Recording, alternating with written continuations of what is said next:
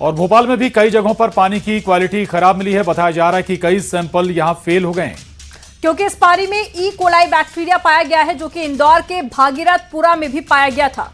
हालांकि ये ground water के सैंपल थे। भोपाल नगर निगम ने इन सभी जगहों पर ग्राउंड वाटर पर रोक लगा दी है। इसके अलावा भोपाल में अलग अलग इलाकों से भी पानी के करीब 250 सैंपल लिए गए हैं, जिसमें से 4 सैंपल फेल हो गए हैं और यहां का पानी ठीक नहीं बताया गया। उधर कांग्रेस ने बीजेपी पर निशाना साधा और बीजेपी का कहना है कि सभी जिला कलेक्टरों को निर्देश दे दिए गए हैं। सीएम खुद इस पूरे मामले पर नजर बनाए हुए हैं।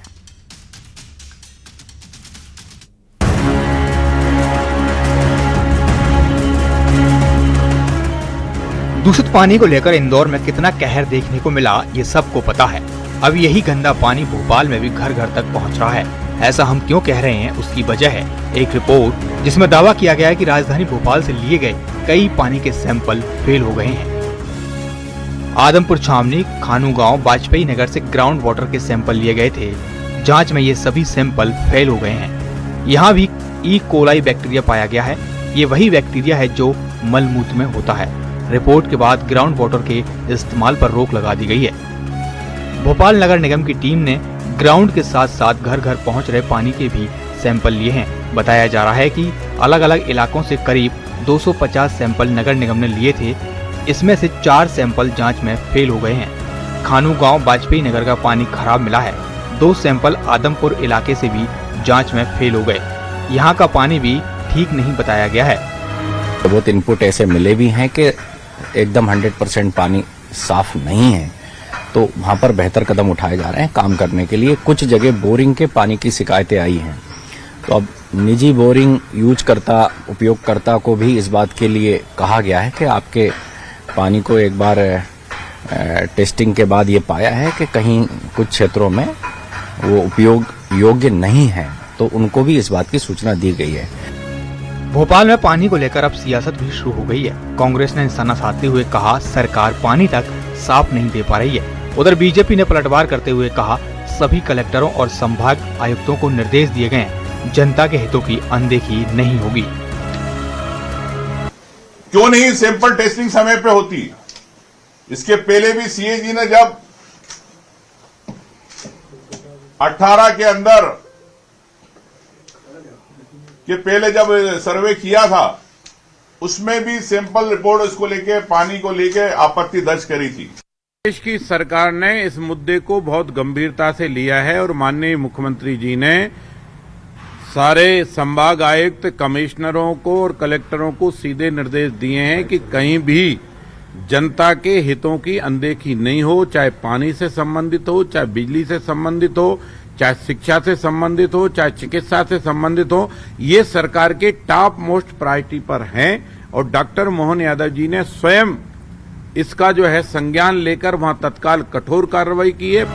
इंदौर के बाद भोपाल में दूषित पानी के बाद से प्रशासन अलर्ट मोड पर है, लेकिन सवाल ये है हर बार क्यों हादसे के बाद ही प्रशासन एक्टिव होता है?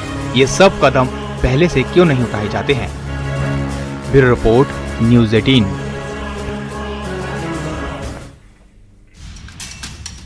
इंदौर के भागीरथपुरा में दूषित पानी मामले से जुड़ी बड़ी खबर है। न्यूज़ 18 के पास में बोरिंग के पानी की जांच रिपोर्ट है, जिसमें बड़ा खुलासा हुआ है। इस रिपोर्ट के मुताबिक बोरिंग के पानी में मलमूत्र वाला बैक्टीरिया मिला है। जांच में फीकल कोलिफॉर्म बैक्टीरिया भी मिला है।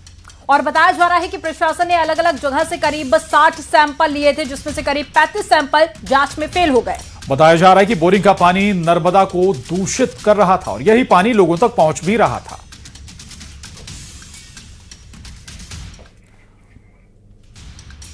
और इंदौर की घटना पर बीजेपी सांसद ज्ञानेश्वर पाटिल का अजब गजब बयान सामने आया है।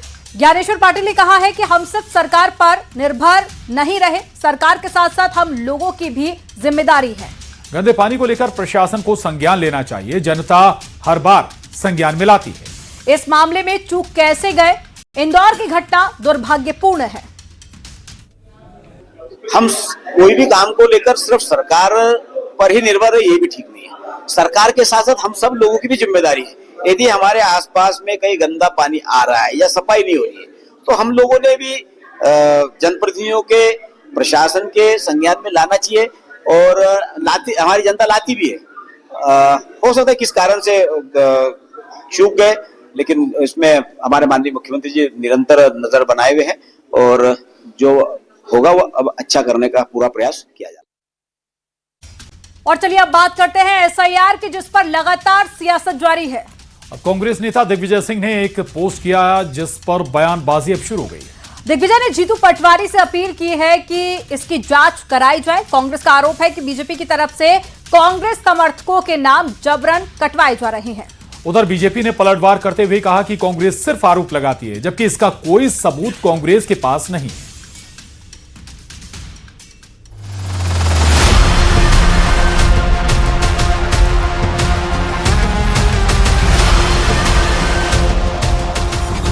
एसआईआर के ड्राफ्ट में नाम कटने के बाद से एमपी में लगातार सियासत जारी है। अब कांग्रेस नेता और राज्यसभा सांसद दिग्विजय सिंह के आरोपों पर एक नई बहस शुरू हो गई है। दरअसल सोशल मीडिया साइट एक्स पर दिग्विजय सिंह ने एक पोस्ट किया है जिसमें उन्होंने लिखा कि बीजेपी संगठन ने जिले भर में बूथ लेवल एजेंट्स की बैठक की, जिसमें उनको फॉर्म वितरण के साथ ये स्पष्ट निर्देश दिया जा रहा है कि प्रत्येक मतदान केंद्र पर 100 से 150 कांग्रेस समर्थक मतदाताओं के नाम उनको अनुपस्थित बताकर आपत्ति दर्ज कराई जाए।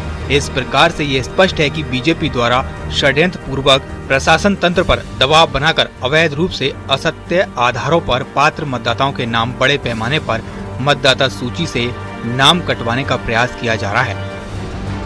कांग्रेस का आरोप है कि बीजेपी गलत तरीके से कांग्रेस समर्थकों के नाम हटवा रही है। उधर बीजेपी ने कांग्रेस के आरोपों को नकार दिया है। बीजेपी का कहना है कि बिना तथ्यों के आधार पर कांग्रेस की ओर से आरोप लगाए जा रहे हैं। हमें जो सूचना मिली है कि भारतीय जनता पार्टी के कार्यकर्ता अपने अपने क्षेत्र में ट्रेनिंग मिलने के बाद बीएलओज को एक आपत्ति का फॉर्म दे रहे हैं, जिसमें ये बताया जा रहा है कि जिस मतदाता को जोड़ा गया है अगर वो बीजेपी के विचार का नहीं है तो आपत्ति करके उनके ऊपर ये कहा जाए कि ये अनुपस्थित हैं, यहाँ रहते नहीं हैं और इसका नाम काटा जाए। ऐसे में एक बड़ी संख्या में वोट चोरी का खेल चल रहा है। तो इसको तो हम वर्ष भर निगाह रखते हैं, वर्ष भर हम जो है इस बात की ओर ध्यान रखते हैं, हमारा कार्यकर्ता ध्यान रखता है कि जो नया मतदाता बनने की श्रेणी में आया है उसका मतदाता सूची में नाम आना चाहिए। उस दिशा में एसआईआर पर बहस कोई नई नहीं है, बल्कि जब से एसआईआर की प्रक्रिया शुरू हुई है तब से लगातार इस पर सियासत जारी है। विपक्ष की ओर से एसआईआर पर लगातार सवाल उठाए जा रहे हैं। Bureau report, news 18।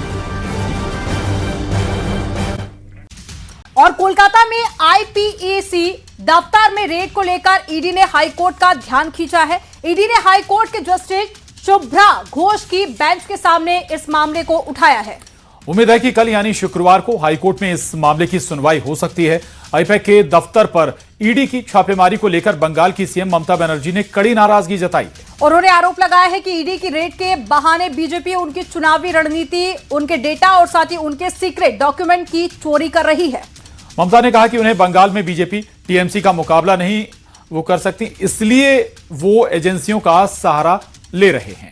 उन्होंने बीजेपी को धमकी देते हुए कहा है कि ऐसी हरकतों से वो बंगाल में अपनी सीटें जीरो कर लेगी। To collect all of our party hard disk, the candidate list, the party strategy, the party plan. Is it the duty of the ED and Amit Shah, the nasty home minister, the naughty home minister, who cannot protect the country, and he's taking away all my party documents?